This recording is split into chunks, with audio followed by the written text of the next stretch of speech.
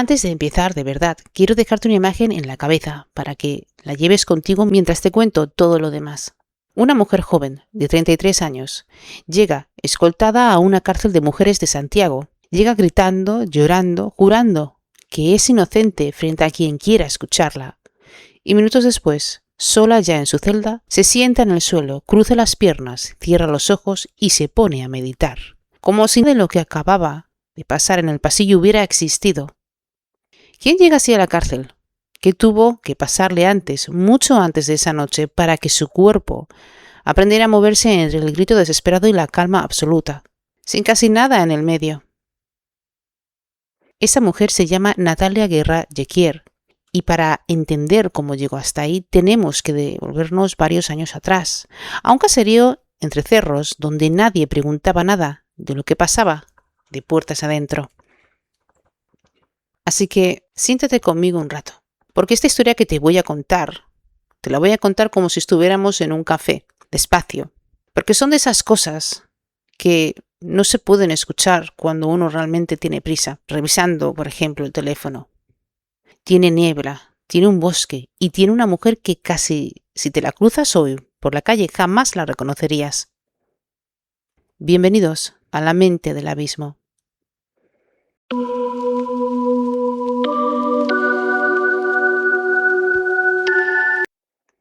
Todo empieza en Chile, en la región de Valparaíso, en un lugar que se llama Coliguay. Cierra los ojos por un segundo e imagínatelo. Es un caserío entre cerros, casas de campo separadas por kilómetros de tierra seca, sin vecinos que se metan en lo que no les importa, sin un ruido de la ciudad y sobre todo sin testigos. El escenario perfecto para que nadie pregunte qué está pasando de puertas adentro de una casa. Ahí, desde 2007, un grupo pequeño de personas empezó a reunirse alrededor de un hombre. Este se llamaba Ramón Castillo Gaete, pero él mismo se había puesto otro nombre, uno que sonaba a destino, a revelación o algo más grande que un simple ser humano, Antares de la Luz. Y como todos los que se autoproclaman elegidos, tenía un discurso armado para cada duda y una respuesta lista para cada miedo. Nunca dudaba en la voz alta, y eso, para quien está buscando algo en quien creer, resulta hipnótico. Antares decía que él era una especie de guía cósmico, un puente entre el mundo y otro que solo él podía ver. Decía que el mundo, tal y como lo conocíamos, se iba a acabar, que no iba a hablar de cualquier fecha, hablaba del año 2012, la misma fecha que en ese momento tenía a medio planeta especulando por la famosa profecía maya. Él la tomó y la hizo suya. Reunió a un grupo que llegó a ser de 6 y luego de 8 personas y les prometió algo simplemente aterrador, que solo ellos, los que se quedaran junto a él hasta el final, iban a sobrevivir. Aquí, oyentes, quiero que escuchéis bien, porque esto no solo es una historia de esoterismo de pueblo chico, ni una anécdota curiosa de un gurú excéntrico. Esto, punto a punto, es un manual clásico de cómo se construye una secta, el aislamiento geográfico, un líder que se dice ser el único que conoce la verdad, rituales que alteran la conciencia, un grupo que consume ayahuasca desde hacía años dentro de esas prácticas y una promesa final que solo cumple si obedeces sin preguntar nada. Entre las 8 personas había una mujer joven, diseñadora gráfica de profesión, y se llamaba Natalia Guerra Jequier. Natalia no llegó a Colagüey sola, llegó de la mano de su pareja, un joven llamado Pablo Undurraga, que también formaba parte del grupo. Y aquí hay algo que a mí, sinceramente, me parece importante y bueno, en fin. Cuando empecé a armar esta historia para ustedes, antes que los Antares tocara el pueblo de Natalia, primero tocó su vínculo. Antes de quedarse con ella, se encargó de que ella se quedara sin nadie más. Porque así funcionan los líderes, y esto lo vas a ver una y otra vez si algún día te metes a estudiar el patrón de las sectas o de las relaciones de control extremo. Lo digo para los que están escuchando este podcast. O sea, esto no parten arrebatando algo grande, porque eso generaría una resistencia inmediata a la persona. Pero parten quitando lo pequeño, una costumbre, una amistad, una llamada a la familia, incluso una salida al centro. En el caso de Natalia y Pablo Antares, decidió que las parejas dentro del grupo atrasaban el proceso espiritual de todos los otros que no tenían, y ellos, que llevaban tiempo metidos en la lógica del líder, en ese lenguaje que mezclaba lo espiritual con lo profético, obedecieron, y al final terminaron separándose. Y no sé cómo tú lo imaginas, pero esa no fue una separación cualquiera de esas, por ejemplo, que se supera con el tiempo y con amigos alrededor. Fue el primer corte de un hilo que los unía todavía al mundo de afuera, a lo que habían sido antes de conocer a este hombre, porque cuando una persona pierde ese ancla, ese vínculo que le sostiene, que le hace sentirse vista como individuo y no como una pieza de un proyecto ajeno, queda mucho más abierta y mucho más vulnerable para cualquier otra persona que lo ve. Ahora, que venga otra figura y ocupe exactamente ese vacío, no existe. En espacio de semanas, lo ocupó el propio Antares. Empezó a tener relaciones sexuales con Natalia, y no solo con ella, sino también con varias de las mujeres del grupo. Dentro de la lógica que él mismo había construido ladrillo a ladrillo, esto no se llamaba transición ni abuso, se llamaba parte del plan. Él era el elegido, y las mujeres que él elegía cumplían, según su propio relato, una función dentro de esa cosmovisión que solo él manejaba y que nadie más tenía permitido cuestionar. Al final Natalia quedó embarazada, y en vez de vivir ese embarazo como cualquier mujer lo viviría, con miedo, con ilusión o probablemente con las dos cosas mezcladas y peleando entre sí, Antares le impuso un significado antes de que ella ni siquiera pudiera construir el suyo propio. Le dijo que el hijo que venía en camino no era un bebé cualquiera, y le dijo que él era el anticristo. Quiero que os quedéis por un segundo con esta frase, porque ahí está el centro de todo lo que viene después de esta historia. Un hombre le puso a una futura madre, antes incluso de que su bebé naciera, la etiqueta de que lo que ella iba a traer significaba, y por destino, el anticristo. Él no le dejó espacio para imaginar cómo sería su bebé, el bebé de Natalia, pero sin embargo le entregó un símbolo, la amenaza y la profecía de que ella cargaba algo siniestro y satánico, que cambiaría todo el mundo y que, por supuesto, los planes no serían los mismos si ese niño llegara a nacer. Y ella, atrapada en una estructura de la que ya no tenía muy claro cómo salir, cargó con esa idea durante meses. Déjame hacer una pausa acá para hablarte un poco del hombre detrás de todo esto, para que entendas su perfil, porque esto te va a ayudar a entender el resto de la historia e incluso te puede ayudar a entender cuando conozcas a personas nuevas en tu vida y por desgracia o gracia, según cómo se mire, quieran meterte en una secta. Antares de la Luz no llegó a Coligua, siendo un desconocido de la noche a la mañana. Él construyó su figura de poco, durante años dentro de un pequeño círculo de personas, y como todo líder de ese tipo, no gobernaba con miedo evidente, al menos no al principio, pero él sí gobernaba con certezas, con un tono de voz que nunca dudaba, con la sensación, para alguien que lo escuchaba, de que finalmente había encontrado a alguien que sí sabía dónde iba la vida, en un mundo que todos los demás les resultaba confuso. Eso es lo que hace tan difícil de entender desde fuera por qué alguien se queda, porque no era solamente el control. Había, o al menos había en apariencia, un sentido de pertenencia, de propósito, de comunidad, y ese combo, certeza más pertenencia, es exactamente lo que hace que una persona inteligente, capaz y con estudios, como lo era Natalia, termine ahí, sin salida clara, sin poder nombrar en el momento lo que está pasando. Hay algo que en estas historias del true crime casi nunca se cuenta con la profundidad que se merece. Y esto es importante. Porque nadie se despierta de un día a otro diciendo de la nada, voy a entregarle a alguien mi alma. A ese punto se llega después de meses, o a veces incluso de años, de que otra persona te vaya reescribiendo la realidad paso a paso, milímetro a milímetro, hasta que lo impensable empiece a sonar razonable. Casi lógico e incluso casi necesario. Y eso fue lo que le pasó a Natalia durante ese embarazo. El grupo entero de esas 8 personas, convencidas de que el final del mundo llegará con el cierre del calendario maya, esperaban el parto casi como quien espera una señal del cielo, no como el nacimiento de un hijo, sino como el cumplimiento de un guión que ya estaba escrito antes de que éste o ella tuviera algo que decir. Aquí, antes de seguir avanzando en la cronología, tengo que hacer una pausa contigo, porque esta es exactamente la parte de la historia donde más quiero que pienses. No solo porque me escuches con tu estómago apretado, si hay algo de esto que te está removiendo por dentro, si te hace pensar en tus propios vínculos, en esas voces de otras personas que a veces se instalan en tu cabeza y terminan diciéndote quién tienes que ser, quién tienes que sentir, qué es lo correcto y qué es lo que no, por favor. En punto de partida tenemos un espacio de sesiones individuales, uno a uno, pensadas justamente para desarmar ese tipo de guiones que otros van a dejar instalados en tu cabeza sin que te des cuenta. Recuerda que tú eres la única persona que tiene que tener el control de su vida y no los demás.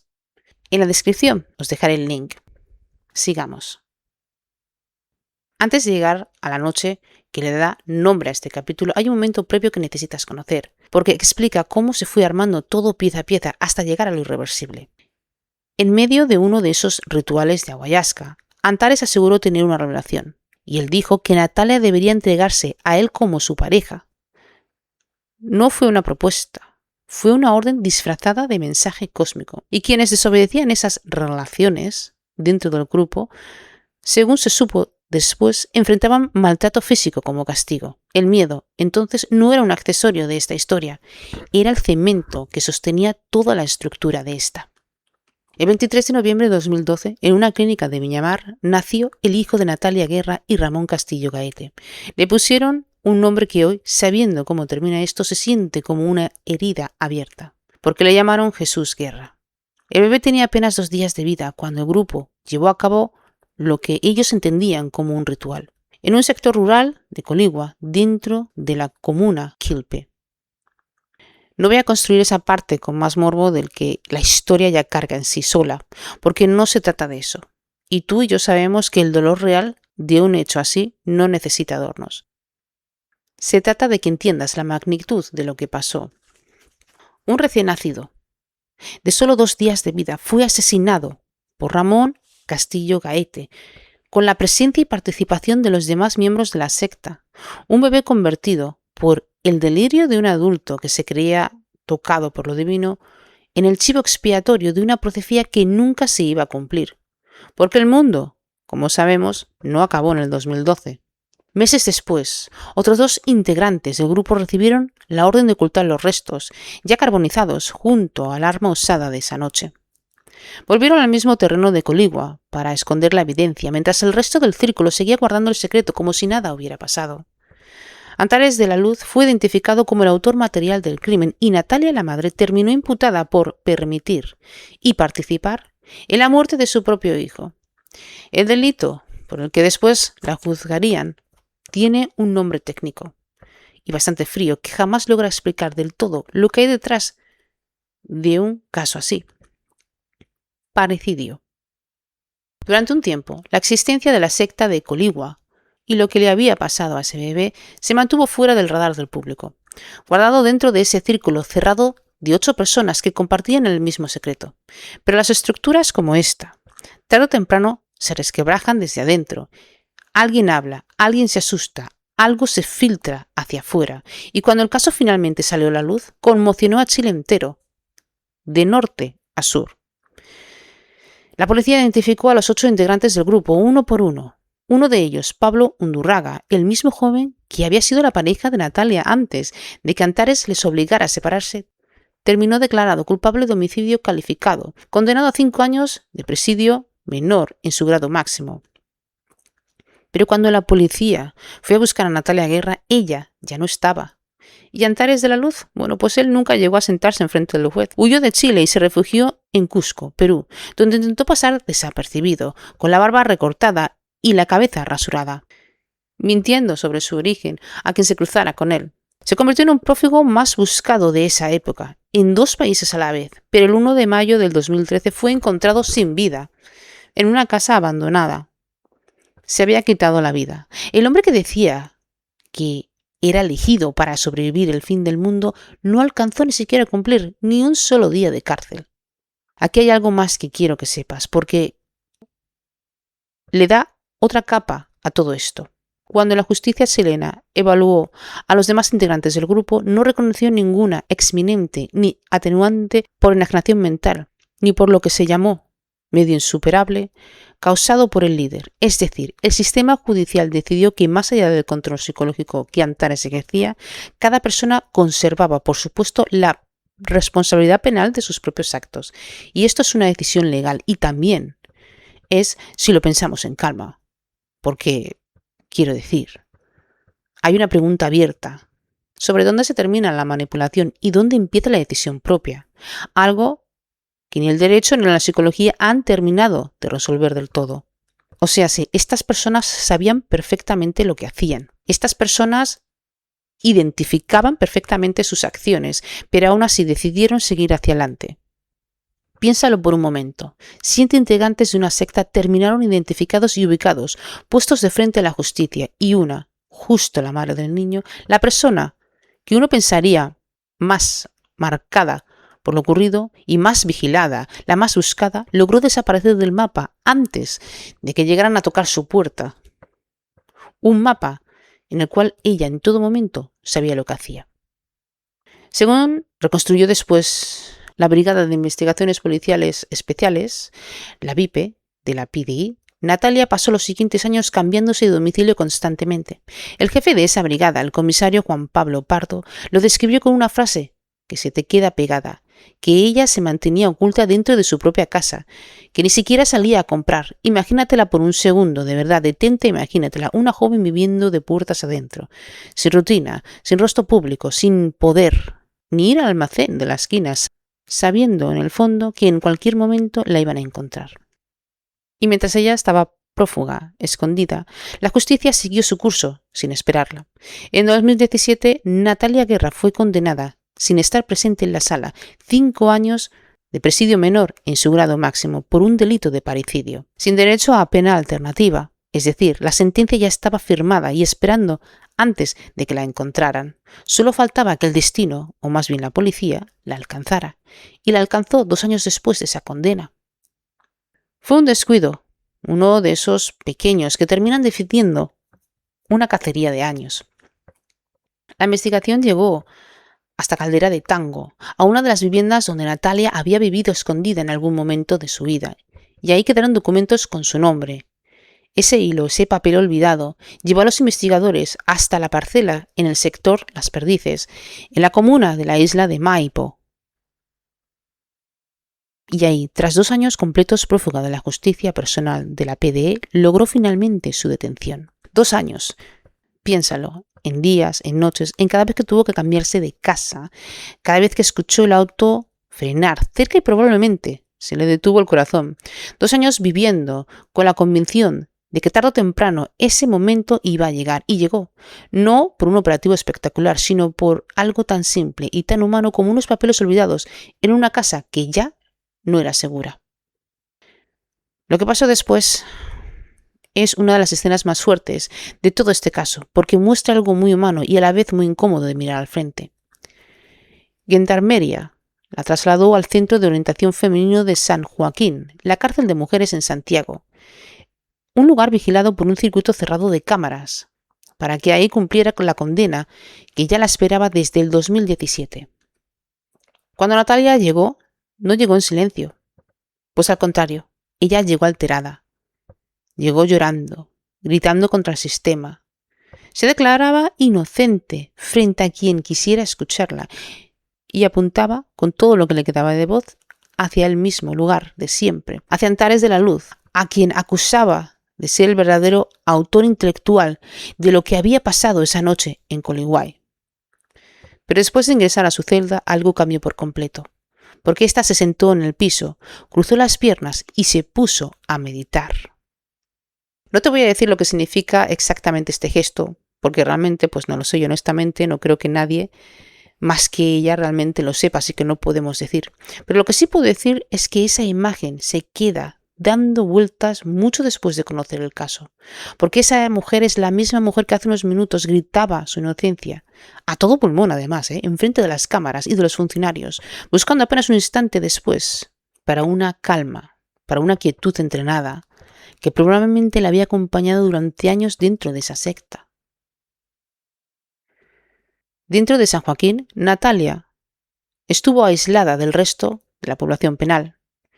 Con el tiempo formó un vínculo cercano con otra interna que también cargaba con un caso que había remecido a Chile, Johanna Hernández, condenada por el crimen del profesor Nivaldo Villegas. Años más tarde, cuando le preguntaron por Natalia en una entrevista, Johanna eligió sus palabras con mucho cuidado. Dijo que habían sido compañeras, dijo que almorzaban juntas, que compartían a días encerradas entre los mismos muros. Dijo que Natalia era, en sus propias palabras, una buena persona. Y después cerró la puerta con firmeza. Dijo que no iba a hablar más de ella. Esa frase, no voy a hablar de Natalia, dicha por alguien que también carga su propia condena y su propia historia mediática, dice más de lo que parece a simple oída, porque ahí había un código no escrito que se arma entre mujeres que comparten un encierro y una historia que el resto del país solo mira desde fuera, con un juicio fácil y rápido, sin saber o sin conocer nunca los detalles completos de lo que pasó, pues, de puertas adentro en esa secta, y tampoco ni el significado que cargaban ese peso todos los días entre ellas mismas.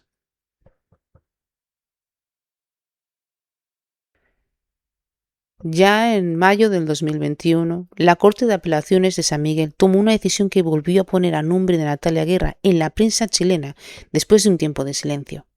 Le otorgó la libertad condicional, acogiéndose un recurso de amparo presentado por su defensa penitenciaria, después de que la Comisión de Libertad Condicional lo hubiera rechazado unos meses antes. Y en el expediente que sostuvo esa decisión apareció algo que para mí es una de las claves más importantes de todo este caso. Un informe psicosocial de Gendarmería sobre la historia personal de Natalia. En ese documento se describe que durante su infancia ella vivió una relación marcada por violencia física constante por parte de su padre y que su hermano mayor además ejercía violencia psicológica hacia ella dentro del mismo hogar. Léelo de nuevo. Antes de conocer Antares de Luz, antes de Coligay, antes de cualquier secta, Natalia ya había aprendido de niña en su propia casa que el amor y el control podían venir mezclados de la misma persona, que quien se supone que debe de protegerla también puede ser quien te hace daño. Este aprendizaje tarde o temprano no explica ni justifica, ojo, lo que pasó después. Pero está claro que sí nos ayuda a entender el por qué años más tarde una estructura como la de Antares pudo resultarle, de alguna manera, retorcidamente familiar. El mismo informe agrega que Natalia reconoce la responsabilidad, pero manifiesta sentimientos de angustia y culpa, y sostiene que no participó de forma concreta en el hecho que se le atribuye. También señala que no hubo durante su proceso intervenciones profundas sobre aspectos emocionales y mentales que estuvieron en la base del delito. Es decir, una mujer que cumplió una condena de 5 años sin que el sistema en ese tiempo se detuviera realmente a mirar lo que había detrás de sus actos. La orden de la corte fue de libertad inmediata. Desde ese momento, Natalia quedó obligada a presentarse periódicamente en el centro de apoyo para la reinserción social, en la comuna donde tenía registrada su residencia. Ahora, piensa en lo que significa este trámite. Esto tan burocrático en apariencia, es presentarse cada cierto tiempo en una oficina de reinserción social, firmar un papel, demostrar que sigues ahí, que sigues cumpliendo. Bueno, pues esta es la forma que tiene el Estado de decir, ya cumpliste, pero todavía te estamos mirando. Un cierre a medias, ni completamente libre, ni completamente presa. Y que probablemente se parece bastante a cómo debe sentirse reconstruir una vida después de algo así. Y ahí básicamente se corta el hilo público de la historia, porque al menos el que se conoce hasta hoy. Lo último que se supo de ella es exactamente eso, una mujer que entró en una secta de la mano de un amor, que lo arrebataron pieza por pieza, que fue madre bajo el delirio de un hombre que se creía elegido por algo más grande que él mismo, que perdió a su hijo en un ritual que nunca debió pasar, que huyó 2 años enteros escondida de todo y de todos, que fue encontrada por un descuido, que gritó su inocencia frente a las rejas y que unos minutos después se sentó a meditar como si nada más existiera y que hoy, en algún lugar de Chile, camina probablemente como una persona más. Un nombre que quizás bien sea así. Hay historias que no nos pertenecen del todo, ni siquiera cuando las contamos. Antes de que te vayas, quiero decirte algo, de mujer a mujer, de amiga a amiga, como prefieras tomarlo. Esta no es solo la historia sobre una madre que hizo algo monstruoso, aunque así lo resumió la prensa en su momento, con titulares rápidos y sin matices. Pero es sobre todo la historia de lo fácil que resulta perder el propio criterio cuando alguien más se hace cargo de decirte qué es verdad, qué es amor y cuál es tu destino. Es una historia sobre un vínculo que le quitaron antes de tiempo, sobre un significado que le impusieron antes de que ella ni siquiera podía construir el propio, y sobre un sistema, el de la secta primero, el judicial después, que decidió por ella en cada etapa de su vida. Quiero que notes algo en esta historia, porque es justo lo que hace de este caso que siga circulando durante años después, incluso llegando a interesarle a productores y a productoras de documentales que han vuelto sobre la historia de Antares de Luz. No es un caso que se resuelva con la palabra monstruo. Se resuelve, si es que se resuelve, entendiendo como una estructura de poder, paso a paso, con paciencia, con cariño falso primero, y con un delirio después, puede llevar a una persona hasta un lugar que ella misma jamás habría imaginado para su propia vida. Ahora vamos a los marcos psicológicos. El caso de Natalia Guerra y la secta de Coligüe no se explica desde solo un ángulo. Este caso donde se cruzan colectivo, trauma de apego temprano y la disociación como el mecanismo de supervivencia y la manipulación de un vínculo entre la lealtad familiar y el sostenimiento religioso es uno de los marcos o varios marcos bastante importantes. El apego siempre busca repetir. La teoría de John Bowlby plantea que cuando buscamos de adultos la misma configuración vincular que aprendimos de niños, esa configuración incluso que nos hace daño, lo permitimos y lo interpretamos como amor. Desde el cuerpo que guarda la historia de Bessel van der Kolk sostiene que el trauma no solo se queda en la memoria narrativa, pero también se aloja en el cuerpo, en el sistema nervioso, en la forma en que respiramos y en la forma de movernos e incluso de proyectar nuestra vida con otras personas.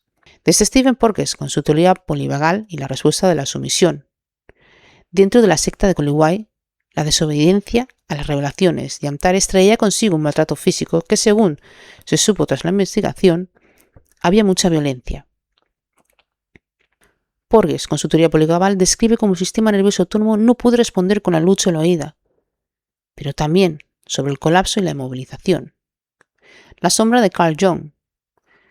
Jung hablaría de Antares, de la luz, como una proyección casi arquetípica. La figura del elegido del Mesías, que encarnaba el arquetipo de sí mismo, distorsionado por la inflamación de ego. Las órdenes del amor roto, de Ben Hellinger. Desde las constelaciones familiares de Hellinger, este caso muestra una inversión brutal de los órdenes del amor. El vínculo entre padres e hijos debería ser organizado, ante todo, por la protección del más pequeño, del más nuevo en el sistema, pero aquí el orden se quebró de la forma más extrema posible, ya que el padre tanto le pegaba como el hermano. Este caso realmente nos muestra cómo la psicología más pura puede hacer de una persona vulnerable, una persona que necesita un cariño, que no puede encontrarlo, pero que cuando lo encuentra de la manera más desastrosa posible. Espero que este caso les haya gustado. Recuerden que pueden siempre venir a mis sesiones individuales de coaching terapéutico. Ámense, cuídense y respétense incondicionalmente. Recuerden que el mundo es mejor cuando ustedes están aquí. Gracias a todos y buenos días, tardes o noches, de donde me estén escuchando.